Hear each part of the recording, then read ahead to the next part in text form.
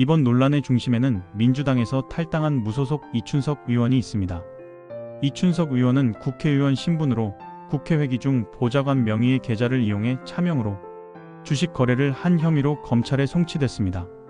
거래 규모는 약 12억 원, 손실률은 수사 과정에서 90% 수준에 이른 것으로 파악됐다고 알려졌습니다. 이 지점은 분명히 짚고 가야 합니다. 이춘석 의원이 회기 중에 차명으로 주식 거래를 한 것은 명백한 문제입니다. 국회의원이 국회가 열리는 기간 동안 그것도 타인의 계좌를 이용해 주식을 거래했다면 그 자체로 공직윤리와 직무집중 의무를 심각하게 훼손한 행위입니다. 국회의원이 회의가 진행되는 시기에 주식 거래를 했는데 그걸 문제 없다고 말한다면 그 인식 자체가 이미 문제입니다. 이건 수익을 냈느냐 손실을 받느냐와는 무관한 이야기입니다. 공직자의 기본 자세와 책임의 문제이기 때문입니다. 그런데 이 사안은 여기서 끝나지 않습니다. 국회의원이라는 자리는 입법, 예산, 규제, 정책, 방향, 산업 구조 등 국가의 핵심 정보가 모이는 판단의 중심입니다. 일반 투자자들은 기업 공시 한 줄, 정책 발언 한마디를 얻기 위해 혈안이 됩니다. 작은 정보 하나라도 더 얻기 위해 밤새 자료를 뒤지고 그 정보에 기대어 이익을 극대화하려 애씁니다. 반면 국회의원은 다릅니다. 정책이 논의되기 전부터 흐름을 접하고 규제가 왜 어떻게 바뀌는지를 구조적으로 이해할 수 있는 위치에 있습니다. 정보의 양과 질에서 일반 투자자와 비교 자체가 되지 않습니다. 그래서 공직자가 그 위치를 이용해 투자 이익을 얻는다면 그건 당연히 강한 비판을 받아야 합니다. 공정과 신뢰를 훼손하는 행위이기 때문입니다. 하지만 이 사건이 더 심각하게 받아들여져야 하는 이유는 정반대의 결과에 있습니다. 그 정보의 한가운데에 있으면서 차명까지 사용해 거래했는데 결과가 90%에 가까운 손실이었다는 점입니다. 이건 단순히 운이 나빴다는 설명으로는 부족합니다.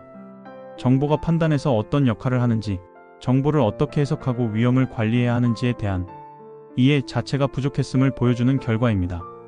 정보란 미래를 맞히는 마법이 아닙니다. 확률을 유리하게 만들고 최악의 선택을 피하게 하며 파국적인 결과를 줄이기 위한 판단의 도구입니다. 그런 도구를 가장 많이, 가장 가까이에서 접하는 자리에 있으면서도 이런 결과가 나왔다면 이건 단순한 투자 실패를 넘어 판단체계 전반에 대한 의문을 제기할 수밖에 없습니다. 그래서 이 사건의 질문은 이렇게 정리됩니다.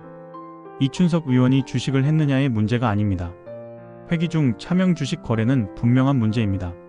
그리고 그 위에 이 정도의 판단력을 가진 사람이 법을 만들고 국정을 논하는 자리에 있어도 되는가라는 더 근본적인 질문이 겹쳐지는 겁니다.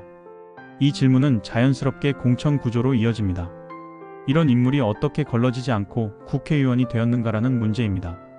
형식적으로 보면 공천은 공천심사위원회가 주도합니다. 당대표 개인이 직접 공천을 결정하는 구조는 아닙니다. 이 점에서 당시 당대표 이재명이 공천권을 공식적으로 행사했다고 단정하기는 어렵습니다. 다만 그 당시 정치권 안팎에서는 이른바 비명행사라는 말이 공공연히 돌았습니다. 비명계 인사들이 공천 과정에서 대거 탈락했고 그 과정이 공정한 경쟁이라기보다 사실상 정리 과정처럼 보였다는 인식이 퍼졌기 때문입니다. 대표적인 사례로 자주 언급되는 인물이 박용진입니다. 당내에서 비교적 독립적인 목소리를 내왔던 인물로 의정활동 평가와 별개로 공천 과정에서 배제됐다는 점이 논란이 됐습니다. 이런 장면들이 누적되면서 국민들 사이에서는 비명계 인사들은 수단과 방법을 가리지 않고 낙천시킨 것 아니냐는 의문이 제기됐습니다. 이 의문이 사실인지 아닌지는 별도의 문제입니다. 하지만 그런 의심이 생길 만큼 공천 과정의 신뢰가 흔들렸다는 점은 분명한 현실이었습니다. 당시 이재명은 대선에서 근소한 차이로 패배했을 뿐 전국 단위에서 강력한 득표력이 이미 검증된 대권 후보였습니다. 패배했지만 정치적 영향력이 사라진 인물은 아니었습니다. 이런 상황에서 공천 과정에서 이재명의 영향이 전혀 없었다고 생각하는 것은 현실 정치와는 거리가 먼 판단일 수 있습니다. 공천심사위원회가 존재한다고 해서 정치적 맥락과 권력 구도가 완전히 차단된 채 판단이 이루어진다고 보기는 어렵기 때문입니다. 그래서 문제의 본질은 누가 직접 지시했느냐가 아닙니다. 공천의 기준이 과연 능력과 검증이었는지 아니면 정치적 관계와 영향력이 작동한 결과였는지에 대해 국민이 의문을 갖게 만드는 구조 그 자체입니다. 이춘석 의원 사례는 개인 비리 논란을 넘어 공천 시스템의 신뢰 문제로 확장됩니다.